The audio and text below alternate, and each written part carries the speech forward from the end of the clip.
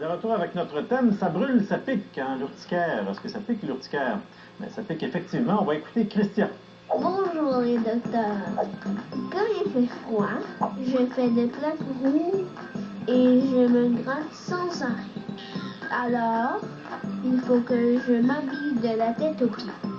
Pourquoi, quand il fait froid, ça me pique? Merci. Merci Christian. Avec nous, la dermatologue pédiatrique à l'hôpital Sainte-Justine, Dr Catherine McQuaig. Bonjour Catherine.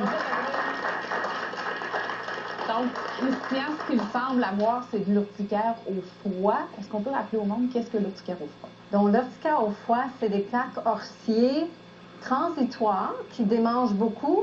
Donc, c'est très rouge, surélevé. Rouge et surélevé, puis il dure juste quelques heures, peut-être. Et il change de comme place l'eczéma aussi, qui hein? va persister plusieurs jours, plusieurs semaines.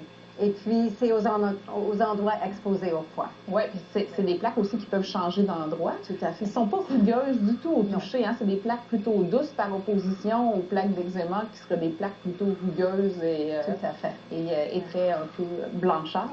Mais l'urticaire, c'est dans la famille des allergies. Est-ce que ça peut être grave? Est-ce que ça peut amener à des réactions allergiques sévères au froid?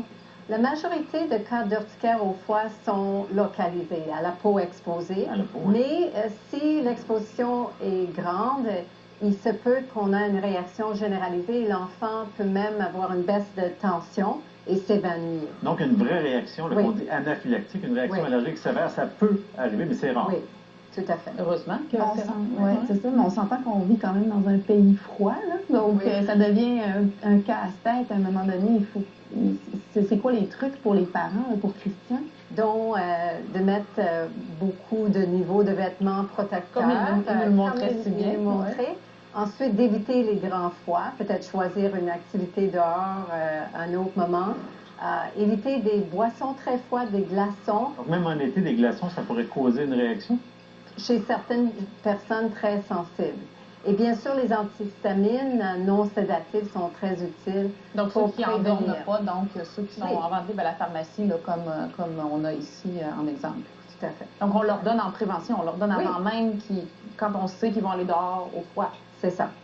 Pendant toute la saison d'hiver. Est-ce que c'est grave d'en prendre pendant plusieurs semaines, plusieurs mois consécutifs? Non, on le prend, puis s'il commence à faire plus beau, mais on essaie de les arrêter. Si la réaction revient, on s'aperçoit qu'on a arrêté trop tôt et on continue. Est-ce que Christian va avoir ça toute sa vie? La majorité de personnes vont perdre cette urticaire avec le temps. Ah bon? Comme toutes les urticaires physiques, ça peut s'en aller en vieillissant. Donc, il y a un certain espoir là, que plus vieux, il n'y a plus besoin de se protéger comme ça. Oui. Ça peut être embêtant toute la vie, là, à avoir comme ça. Merci beaucoup, Catherine. Merci, Catherine. Merci. Catherine, on va te revoir un petit peu plus tard dans l'émission. On a un autre sujet pour toi. Maintenant, pourquoi est-ce si douloureux? Ben, c'est une bonne question, Gabrielle. Effectivement, ça fait très mal. Le surnom, en fait, même du journal, c'est la ceinture de feu. Hein? Et c'est pas pour rien. Et c'est vrai que, Gabrielle, en fait, le virus, là, il est dans le nerf. Donc, il affecte le nerf, votre nerf. Et donc, le nerf transmet la douleur. Ce nerf-là est malade. C'est pour ça que vous avez si mal que ça. Donc, ça va souvent prendre un territoire d'un nerf. Par exemple, ça pourrait être sur mon thorax ici, aller d'en arrière en avant. Donc, ça suit le nerf vraiment. Le virus parcourt le nerf. C'est très douloureux. Puis c'est le même virus, Gabriel, que celui de la varicelle. En fait, la majorité d'entre nous ont eu la varicelle jeune. Ce petit virus, il s'endort, en fait, dans les ganglions nerveux en arrière du dos. Et il peut rester là 50 ans, 60 ans, mais vivant, sans faire aucune manifestation.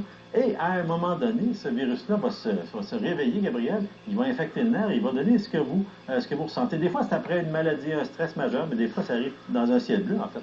Puis d'ailleurs, les lésions ressemblent exactement à celles de la varicelle. En fait, moi, je les décris de façon très poétique comme une goutte de rosée sur une pétale de rose. Vous, effectivement, avec les douleurs que vous avez, vous ne trouvez pas que c'est des gouttes de rosée du tout. On comprend bien. Pas vraiment. Puis vraiment, c'est vraiment tous ces petits boutons-là, mais comme dans des petites grappes. Hein? C'est vraiment rapprocher les unes des autres, mais c'est effectivement les mêmes lésions qu'on retrouve dans la varicelle. Ça fait beaucoup de Mais rôle, là, c'était ici. des grosses lésions. Absolument. Quand je me suis aperçue, je comprends pas que je m'en sois pas aperçue avant. C'était gros comme des 25 sous. Absolument, comme on a vu sur l'image qu'on vient de voir ici. Puis malheureusement, effectivement, au début, c'est pas nécessairement les grosses douleurs que vous avez eues, mais avec le temps, les douleurs peuvent s'installer et ça peut durer, malheureusement, des années, ces douleurs-là. Ça peut durer assez longtemps. Par contre, pour la majorité des gens, les douleurs vont soit être tolérables, puis vont peut-être s'en aller doucement. Mais il y a des choses à faire, par contre, quand on voit des patients qui ont ça initialement. Mais c'est ça qui est important, c'est que c'est pas tout le monde, Gabriel, qui développe malheureusement les douleurs que vous avez eues, parce que si on agit vite, dès que les premiers boutons sortent, donc pendant la première infection, le zona, si on donne des antiviraux dans les 3 premiers jours de l'infection, il est là le défi. Parce qu'au début, des fois, on peut sentir uniquement qu'il y a des grosses démangeaisons, mais il n'y a pas encore de lésions très apparentes. Il faut demander à notre entourage de regarder. Des fois, ça peut être une toute petite lésion au dos. Et rapidement, si on donne des antiviraux, on évite chez la majorité des gens le développement vers les douleurs qu'on appelle post-zona, donc les douleurs d'après-zona. Quand la douleur est installée, Gabrielle, c'est plus difficile à traiter, mais il y a des médicaments. Vous avez eu des traitements pour la douleur? J'ai eu de l'Irica, Ouais, 75 mg. C'est un bon traitement. C'est tout ce que j'ai eu. Les traitements sont des fois efficaces, des fois plus ou moins. Il y a des crèmes aussi qui peuvent être mises sur la peau qui agissent doucement pour cette douleur-là. Il y a aussi la prévention, parce qu'en fait, il existe maintenant un vaccin pour le zona qui est recommandé, qui diminue à peu près de moitié les risques de faire du zona. C'est un petit peu moins clair, ça va aider beaucoup pour les douleurs à long terme, mais c'est clair que ça diminue le zona. Pour les traitements, Alain, c'est important de comprendre qu'il faut ajuster la dose. C'est un traitement au long cours, mais pour lequel la dose doit être ajustée par votre médecin de famille régulièrement parce qu'il y a une solution possible avec les médicaments que vous avez mentionnés. C'est une question de dose souvent là, qui fait la différence. Oui, puis il y a plusieurs médicaments qui peuvent être essayés. Est-ce que ça répond bien à votre question, Gabrielle? Ah oui, ça répond à ma question. Bien, merci beaucoup, Gabrielle. Ben, c'est moi qui vous remercie Bonne chance avec vos douleurs. d'avoir répondu à ma question. Au plaisir. Au revoir. Maintenant, au retour, on parle de brûlure.